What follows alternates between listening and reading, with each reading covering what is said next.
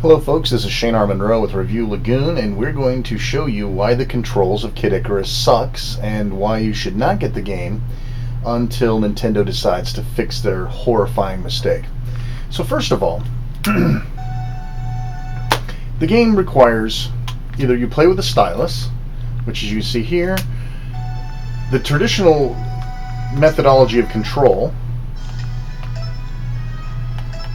is to use the circle pad to move, and either the touch screen, the control pad, or the face buttons to actually move your pointer around. Okay, so we're going to use touch screen, which is the default. This is how they're expecting you to play it, and then you get all your other moves put together. Attack is supposed to be this little tiny itty bitty button up here. All right, that's the traditional. That's the controls they want you to play with. Now, right now I've got my hand sitting on a table firmly. I've got the stylus, and I've got my hand set up here. Now everyone says, oh, well, it's auto fire, so it won't cause your hand to cramp. They're full of crap. So, we go solo. We'll go right back to where I was, so we can do some flight outside. So, the idea is you're supposed to move here. Yeah, keep going. Alright, so you're supposed to do this, and you're supposed to essentially do this. So look at the way my thumb is right now. I have to do it like this, or I have to do it like this and stretch my finger out. Okay? Even if I hold it down, look at the position that my hand's in.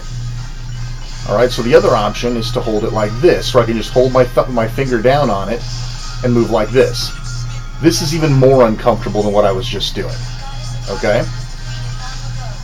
Alright, so basically I have to kind of do it somewhere in between, which is here. So now look at my hand. My hand's essentially like this the entire time I'm playing. Right? Unfreaking comfortable.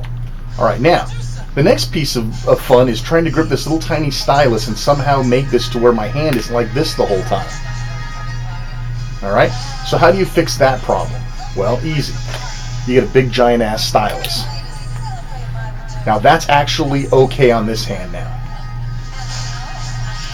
So now I've got to deal with this cramped ass hand. Even right now, it is uncomfortable. Alright? So now I want you to imagine actually holding it up like this and playing. Sitting on your couch, sitting in a chair. Alright? I can already tell you, I don't care about this pinky method, that doesn't help. It's still cramping the crap out of my hand in different locations, here and back here. Alright, so what are our options here? We could move to the front pad. Now you're supposed to shoot here and move and then aim with this.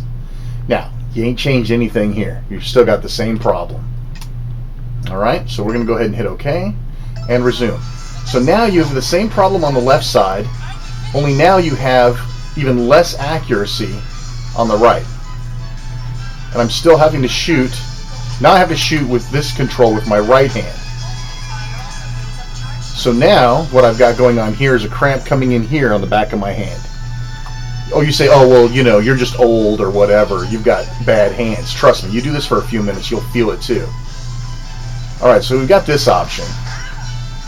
Right? Or, of course, your other option is to just move the pointer somewhere in the middle and fly around and hope you hit stuff. Not exactly optimum either. Alright, so we've determined that neither one of the control systems are ideal. So how do you get around that problem? That's why they threw this stupid thing in. This little piece of shoehorn plastic. You're supposed to stick it up here so you don't actually have to hold the weight. And then you're supposed to essentially do this. Or this. Again, your hand's still in this position, so that doesn't really help anything. Right, so now you've got this action going on. You still have to come up here and cramp your finger as you move around to shoot. Oh, except for, hang on a second, let me go back.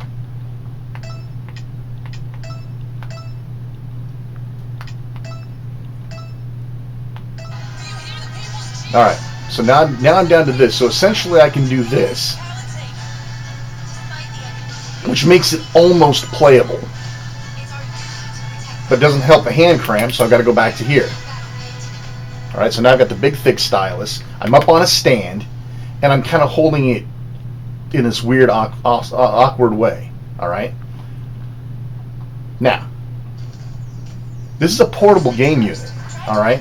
So now they want me to actually start doing this bit.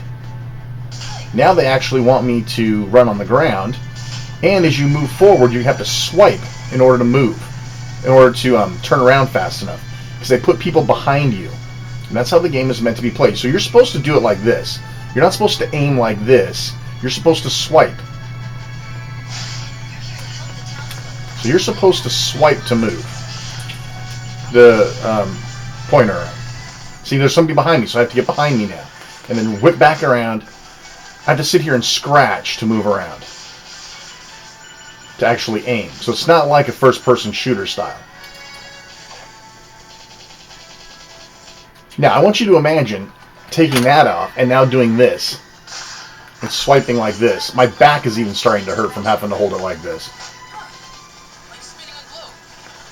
Like spinning a globe.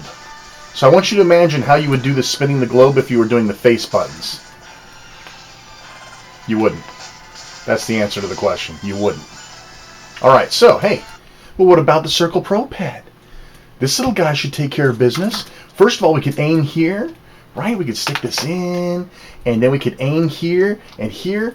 And notice how on the Circle Pad Pro, these little buttons that you're cramping your hands up to get to are now nice and easy down here.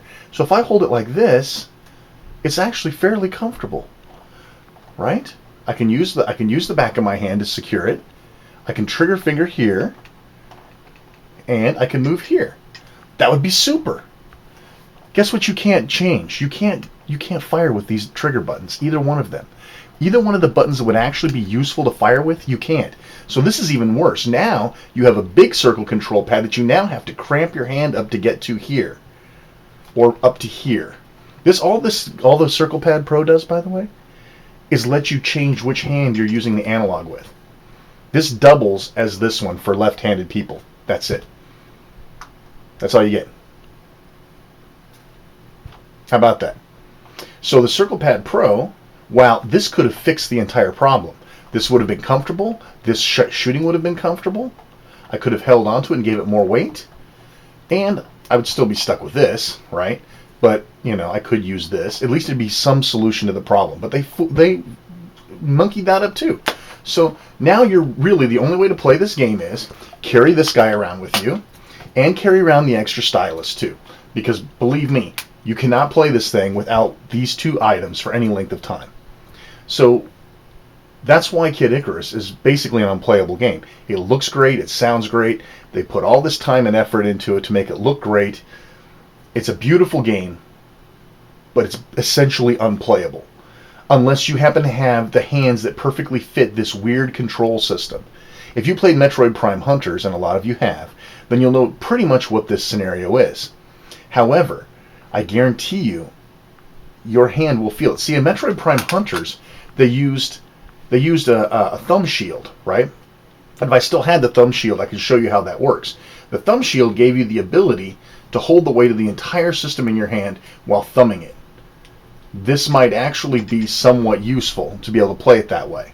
But with this, with your hand cramped here and here, I guarantee you're going to have problems. So please, do yourself a favor.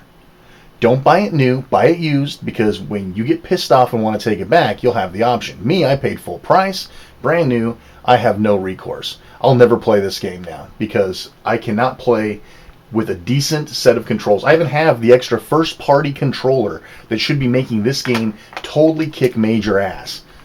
But Nintendo, a first-party title, ignored their first-party product. It's a fail all around as far as I'm concerned with Nintendo.